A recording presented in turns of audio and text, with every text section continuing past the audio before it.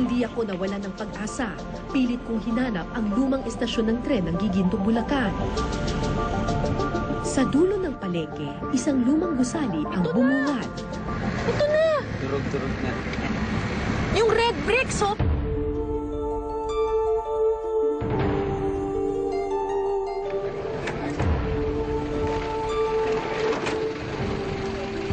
Wow! Luman-luma na.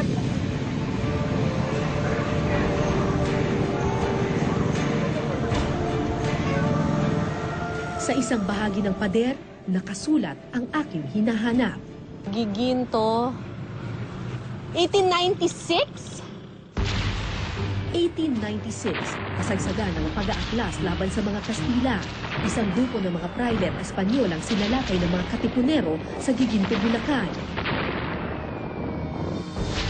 At dito sa lumang estasyon ng tren na ito, naganap ang madugong kasaysayang iyon.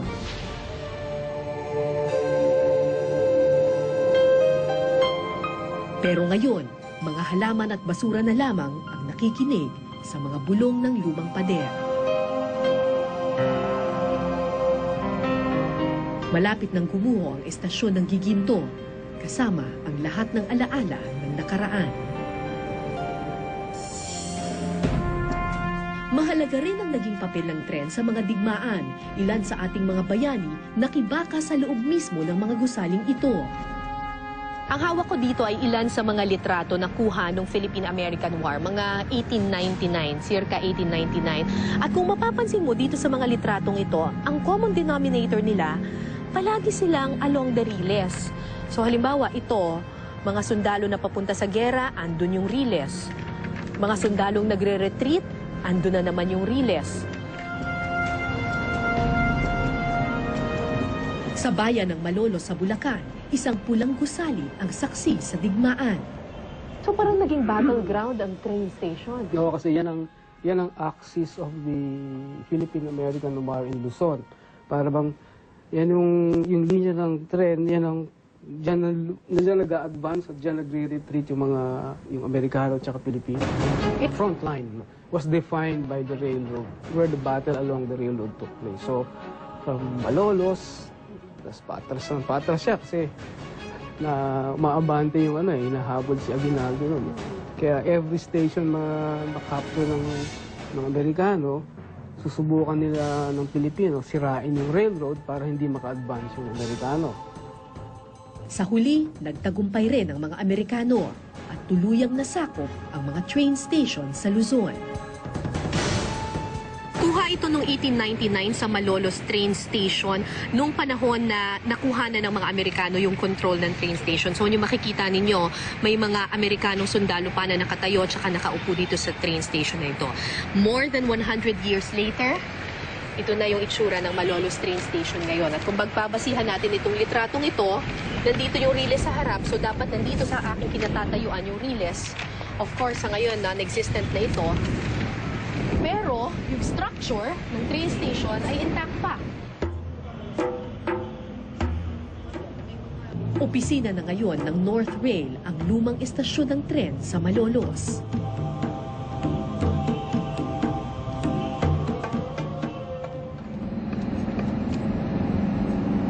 Kinabukasan, sa probinsya naman ng Pampanga kami dinala ng paghahanap.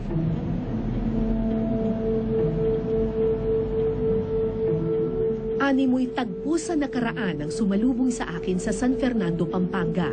Di gaya sa ibang bayan, sinikap ng pamahalaang lokal ng San Fernando na buhayin ang alaala ng lumang train station.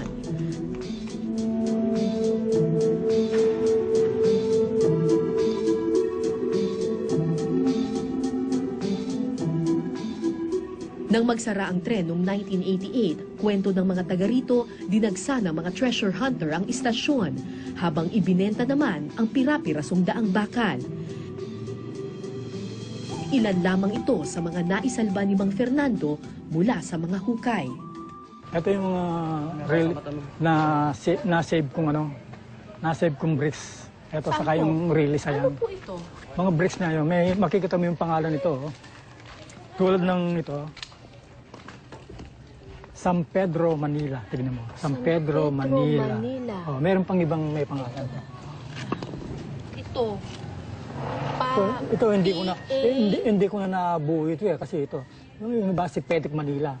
Si Pedrick saka Gruso Prensnado. Parang Gruso Prensnado. Ito. Kukuha mo niyan.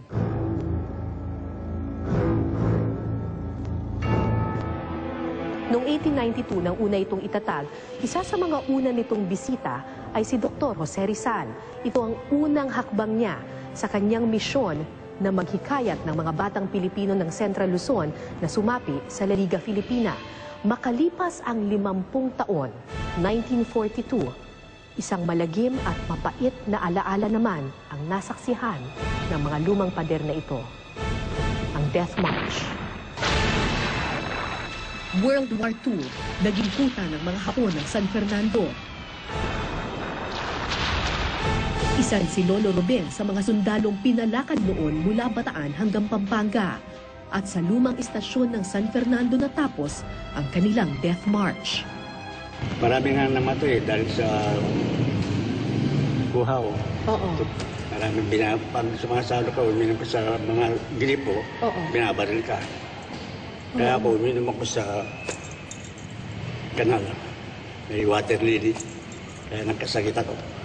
Ng ano po? Malaria at saka dysentery. Nagkasakit kayo. Pero kailangan pa rin maglakad kahit na may sakit. Siyempre, wala ka naman gagawa. Makabaril ka. Nang makarating sa Pampanga, akala nila tapos na ang kalbaryo. Pero may parusa pa palang naghihintay sa istasyon. Isinakay sa mga bagon ng tren ang mga bihag, death trains kung tawagin ng iba. Ito yung isa sa mga bagon na pinaglagyan doon sa mga prisoners of war mula San Fernando Station sa Pampanga papunta sa Capas Tarlac. Ang sabi nila, pinagkasya raw dito sa bagon na ito yung mga 60 to 100 prisoners of war kada isang bagon. So, kung 60 to 100, siguro nakatayo lang sila dito. Kasi siguro mga 5 lang kakasya dito. Tapos pag ganun, siguro mga 10 or siksikan talaga yung mga tao. Tapos ang matindi pa, itong mga to, sarado yan lahat. Sarado tong mga ito. Wala silang bintana. Ang only source of air nila, itong mga maliliit na to, na butas sa pagitan ng mga kahoy. Diyan sila humihinga. For 2 hours or more, papunta ng Capas Tarlac. Marami ang namatay sa loob ng mga bagon dahil sa sakit, dahil sa init, at dahil sa gutom.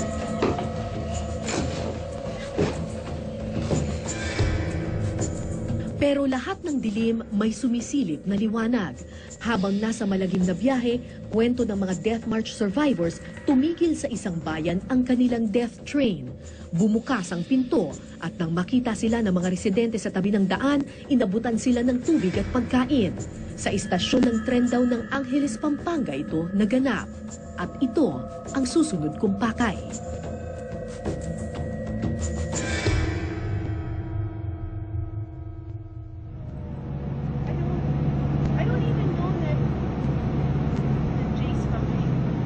Pagdating sa Angeles, may nakita akong nakausling bakal sa kalsada. Riles ng tren ba to? Ano? Riles ng tren? Oo, release na. Saan yan dumidiretso? Yan, papuntang Clark yan.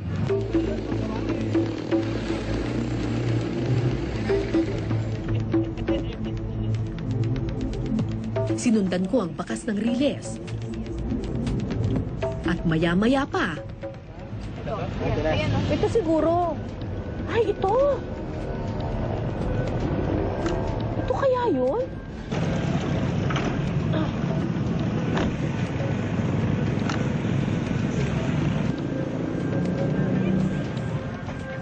nang hinayang ako sa aking nakita, unti-unti nang gumuguho ang pader ng istasyon, nilamon na ng halaman, basura at pambabastos ng iba.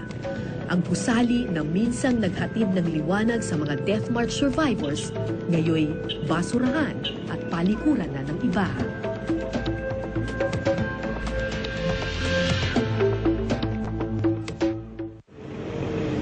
Ang destinasyon ng Death March trains ay ang bayan ng Capas sa Tarlac. Dito, may nakita rin akong riles na nakausli sa isang bahagi ng kalsada. Diretso dun sa karinderyang yun.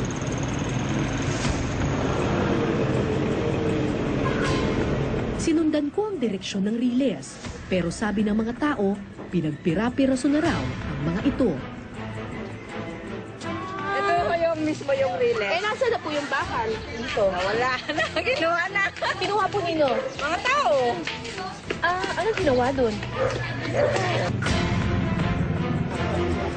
Sa di kalayuan, ilang piraso ng riles ang napansin ko sa barangay hall. Ito po yung release trend po. Ay, Release oo, na trend. ano? Opo. Tama. Opo. Ito po, ma'am, para marami po dito. Marami po siyang kaso noong po,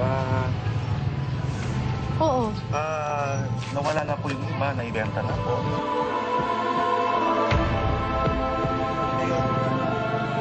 Ilang lakad pa, mga lumang trabyesa naman ang ginawa ng upuan. Ito yung mga lumang trabyesa nung tren dati, nung Spanish times pa. So, di ba yung tren, diretso siya na ganyan, may relay siya na ganyan, tapos merong mga ganon-ganon na horizontal. Ito yun. Kung pinagpira-piraso na ang riles, mahanap mo pa kaya ang estasyon ng tren sa Kapas?